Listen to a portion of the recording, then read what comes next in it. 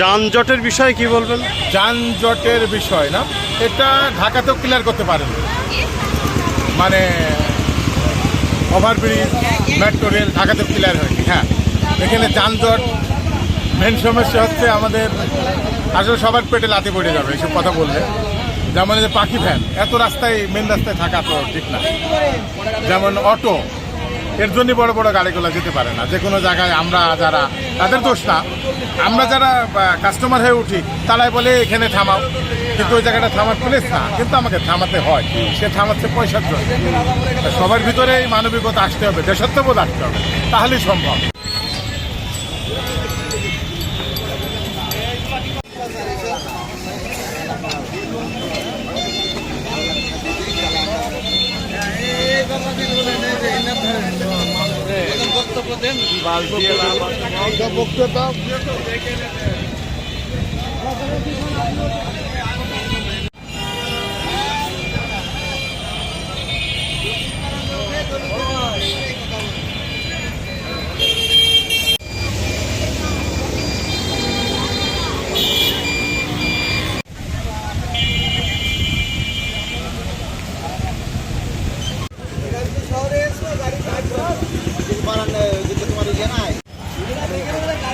খাবো একবারে ফুটপাতে তো আম গাছ লাগাইলো, আমরা এখন কোনে যাবো, কী করে খাবো?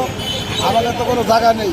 আমি 12 লাখ টাকা কিনা দেবো, 12 লাখ টাকা তাহলে বিক্রি নেই, আমরা ব্যবসা করবো না, তাছাড়া টাকা করে খাবো না। এখন বাপ মা ছিল, তার ছেলেপিলে একটা অসুখ বিসুখ ছিল, যে 10-20 টাকা দিয়ে ওষুধ কেনার পরিস্থিতি, এখন তো সেই পরিস্থিতি নেই যে 500 লোক খাইতো।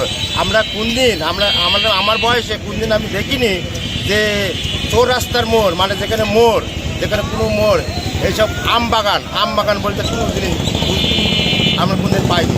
এই যে অসহায় মানুষগুলো এখন কি করে খাবে বলেন?